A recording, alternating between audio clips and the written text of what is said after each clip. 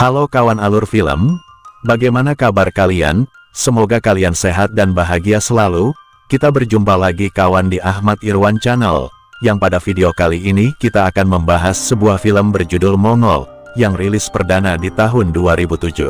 Film produksi gabungan 3 negara, yaitu Jerman, Kazakhstan dan Rusia ini, merupakan film perang yang menceritakan mengenai kisah hidup dari seorang penguasa legendaris, yang berhasil menyatukan Mongol, dan menguasai hampir seluruh wilayah Asia dan Eropa, yaitu Genghis Khan.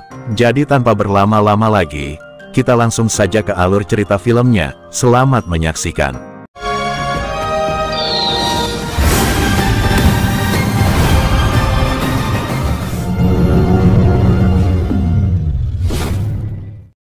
Pepatah Mongolia mengatakan, jangan meremehkan seorang anak yang lemah, karena yang mungkin nanti akan menjadi harimau yang buas. Dan di kerajaan Tangut, di tahun 1192 tahun tikus hitam, di tengah kotanya, terdapat sebuah penjara yang juga menjadi tugu peringatan. Di mana di dalamnya, terkurunglah seorang pria Mongol yang telah lama mendekam di penjara tersebut. Lalu mundur ke Mongolia di 20 tahun lalu, terlihat sekelompok orang berkuda yang sedang melakukan perjalanan, yang rupanya mereka adalah suku Qian. Sebuah suku atau klan kecil di wilayah Mongol, yang dipimpin oleh seorang Han bernama Yesugei, yang di saat itu mereka akan bepergian ke wilayah klan Merkit, untuk menjodohkan anak sulung Yesugei yang bernama Temujin, dengan wanita suku Merkit.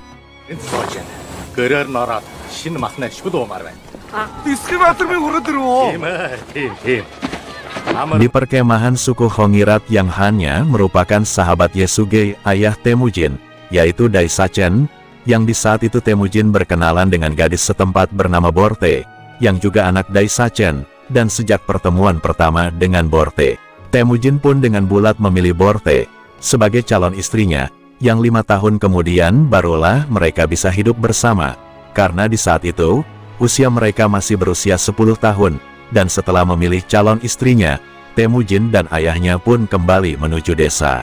Lalu saat dalam perjalanan kembali, mereka pun harus berlindung di dalam gua, karena hujan badai yang disertai dengan petir yang menyambar-nyambar, datang menghentikan perjalanan mereka.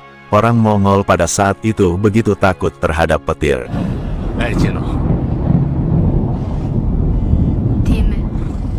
Karena menurut kepercayaan mereka, dewa tertinggi Mongol yaitu Dewa Tengri, sedang menunjukkan kemarahannya, dan setelah melanjutkan perjalanan kembali, Yesugei pun bertemu dengan musuhnya yang sedang beristirahat.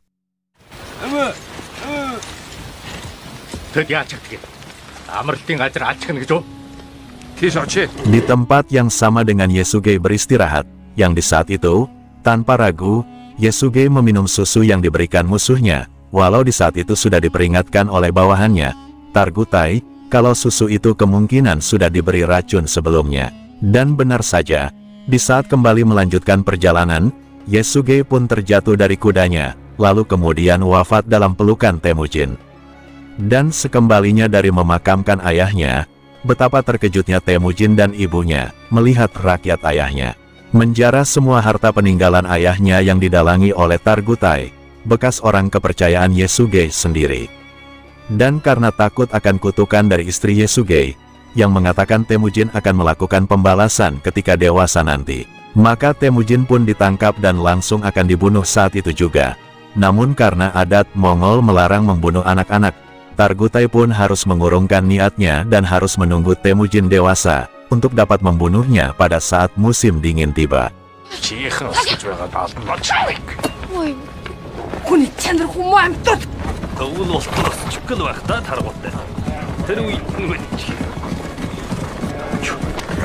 Karena khawatir dengan keselamatan Temujin, ibunya pun meminta Temujin untuk pergi berkelana menyelamatkan diri dari buruan Targutai. Hingga di saat itu tibalah musim dingin, dan Temujin masih terus berlari, hingga akhirnya terpelosok ke dalam danau beku.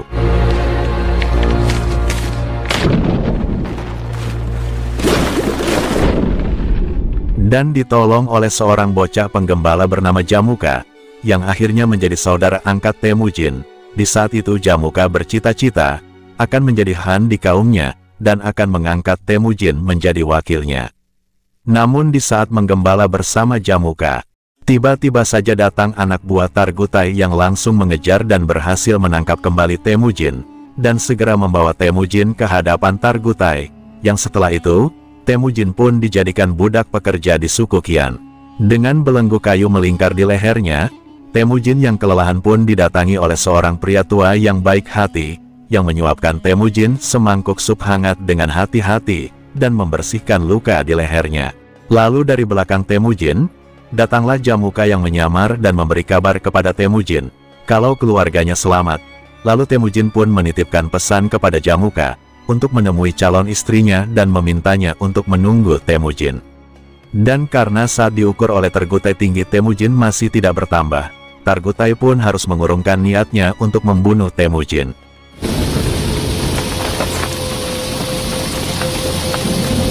Ketika ada kesempatan, Temujin memutuskan untuk lari sejauh mungkin dari tenda Targutai, pergi ke pegunungan Keramat, untuk berdoa kepada Dewa Tengri, memohon kebebasannya, yang setelah itu, muncullah serigala putih yang memandangi Temujin. Yang ajaibnya setelah itu, belenggu kayu yang melingkar di leher Temujin pun terlepas. Lalu di tahun 1186 tahun kuda api, Temujin yang telah tumbuh menjadi pria dewasa, akhirnya kembali tertangkap dan diseret ke hadapan Targutai.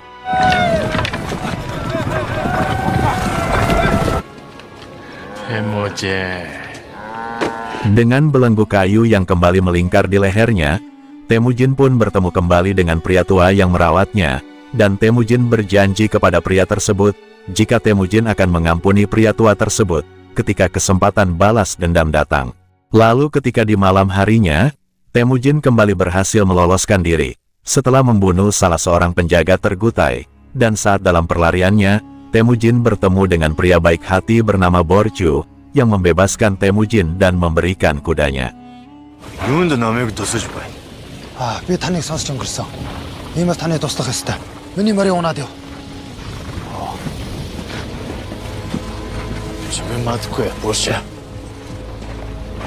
Yang dengan berbekal kuda tersebut, Temujin pun pergi ke suku Hongirat tempat istrinya Borte menunggu, dan dengan mengajak serta Borte, Temujin pergi ke perkemahan keluarganya di sebuah padang savana yang luas.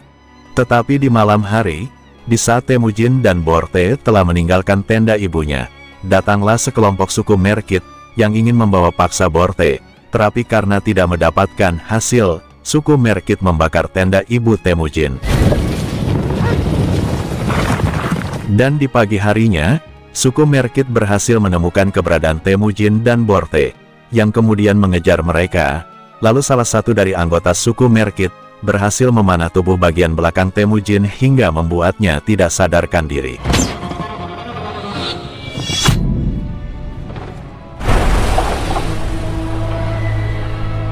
Dan untuk menyelamatkan suaminya, Borte memecut kuda Temujin untuk terus melanjutkan pelarian, sedang Borte memutuskan berhenti dan membiarkan dirinya tertangkap oleh suku Merkit, agar suaminya Temujin dapat kembali dengan selamat.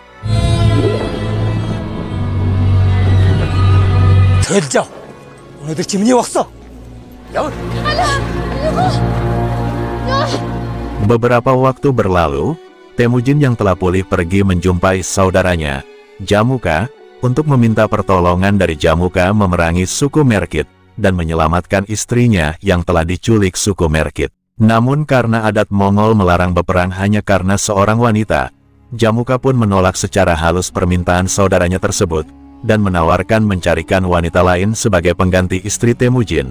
Tetapi Temujin tetap terus mendesak Jamuka. Hingga akhirnya Jamuka setuju untuk membantu saudaranya tersebut, dan akan melakukan penyerangan pada tahun berikutnya. Lalu ketika waktu penyerangan tiba, pasukan berkuda Jamuka yang ketika itu memasuki wilayah lembah berbatu, disergap secara tiba-tiba oleh suku Merkit, hingga bentrok jarak dekat pun tak terhindarkan. Temujin yang di saat itu menyamar dengan menggunakan topeng suku Merkit, masuk menyelinap ke dalam perkemahan suku Merkit, setelah membunuh beberapa penjaga.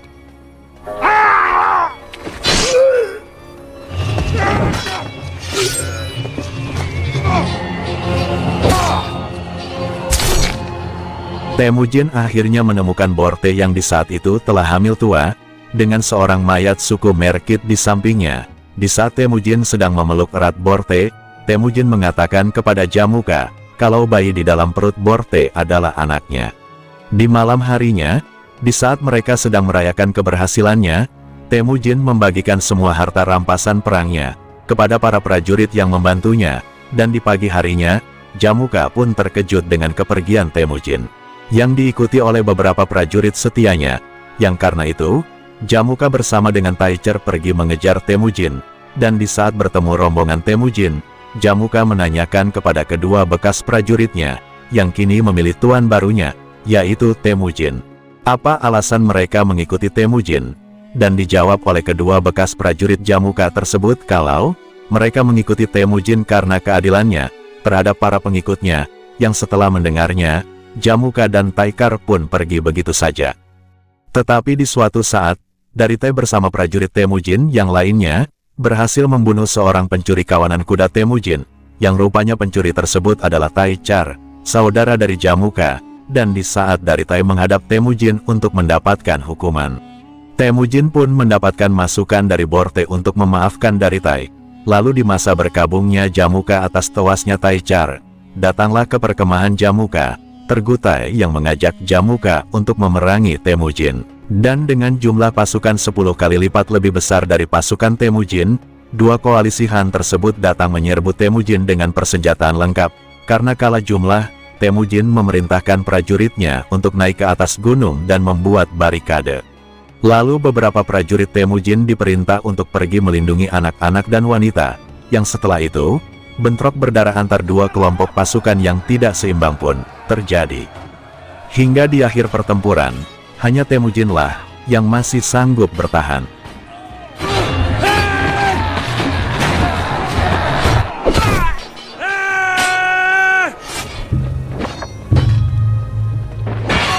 Walau akhirnya, Temujin pun berhasil dipaksa menyerah. Namun karena di saat itu Temujin menolak memohon ampunan pada Jamuka, maka Temujin dan beberapa prajurit lainnya pun dijadikan budak oleh Jamuka, dan akan dijual di pasar budak di kota. Setahun kemudian di perbatasan kota kerajaan Tangut, Temujin dan prajurit lainnya yang dijajakan di pasar budak, dibeli oleh seorang pejabat kerajaan Tangut, walau telah dilarang oleh biksu tua yang menjadi penasihatnya. Karena biksu tersebut memiliki firasat, kalau di masa depan Temujin dan prajuritnya, akan membumi hanguskan kota Tangut jika tetap dibeli. Namun bukannya mengikuti nasihat biksu tua tersebut, Temujin justru dibeli dan dipenjarakan di tengah kota Tangut.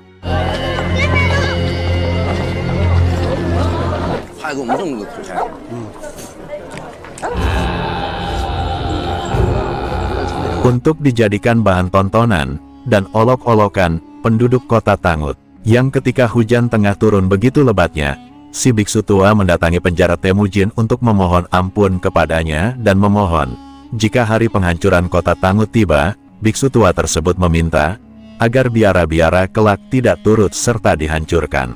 Dan sebagai imbalan atas permohonan tersebut, Temujin pun meminta pada biksu tua tersebut untuk menghantarkan kalung tulang gagahnya kepada istrinya Borte, sebagai pesan kalau dirinya masih hidup dan memerlukan bantuan.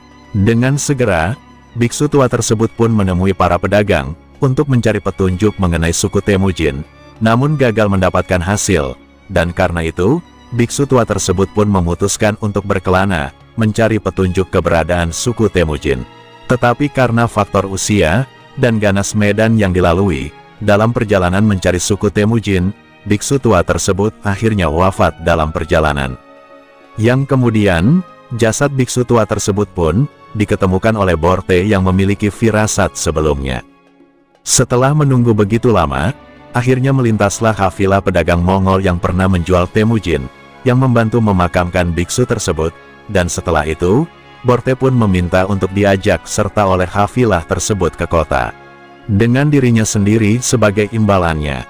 Beberapa tahun kemudian di kota kerajaan Tangut, Borte yang di saat itu telah menjadi istri dari pedagang budak Mongol, datang mengunjungi penjara Temujin, dan di malam hari, dengan menyuap para penjaga, Borte berhasil mengeluarkan Temujin dari penjara secara diam-diam. Lalu setelah itu, Dengan diintip oleh kedua anak tirinya, untuk pertama kalinya, Temujin meniduri istrinya Borte, dan setelah kembali ke Mongol, Temujin menghabiskan waktu bersama keluarga. Namun di saat Borte memberitahukan Temujin, kalau rakyat Mongol kini telah berubah kejam, dengan kebiasaan mencuri dan membunuh, bahkan terhadap anak-anak sekalipun. Temujin pun bergegas meninggalkan Borte, untuk pergi ke Gunung Keramat, guna memohon pertolongan pada Dewa Tengri, agar memberinya kekuatan, untuk dapat mempersatukan Mongol, dan merubah rakyatnya dengan sebuah hukum, yaitu, tidak membunuh anak-anak dan wanita, tidak melupakan hutang, melawan musuh sampai titik darah penghabisan, dan tidak mengkhianati Han, yang hukum itu akan ditegakkan oleh Temujin, walau harus membunuh setengah rakyat Mongol.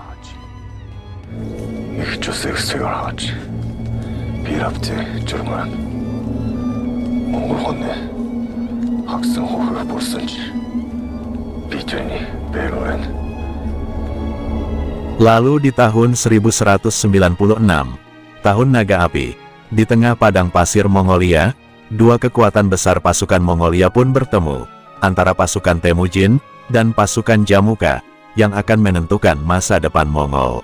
Di mana di pertempuran tersebut, Temujin menggunakan strategi-strategi jenius, untuk menghabisi pasukan Jamuka, yang jumlahnya jauh lebih banyak.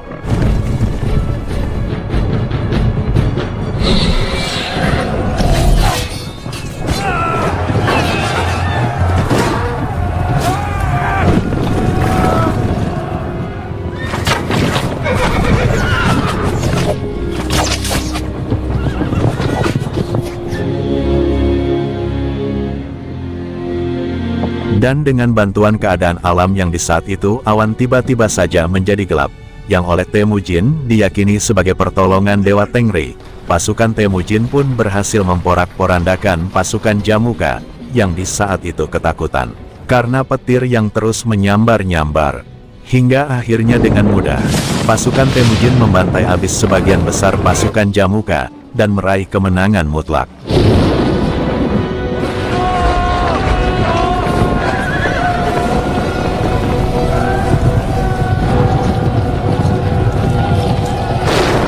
Lalu setelah peperangan usai, datanglah dua orang prajurit, yang menghadiahkan jasad Han-nya, yaitu Targutai, kepada Temujin, yang malangnya, bukan hadiah yang mereka dapatkan, melainkan eksekusi mati yang mereka terima, karena berkhianat pada pemimpin mereka. Dan pria tua yang pernah menolong Temujin, dihadiahi 100 ekor kuda, serta diberikan tenda di dekat tenda Temujin, lalu bala tentara Jamuka yang tertangkap, dijadikan sebagai bala tentara Temujin. Sedangkan saudaranya sendiri yaitu Jamuka, diampuni oleh Temujin, dan dibebaskan untuk pergi dengan seekor kuda.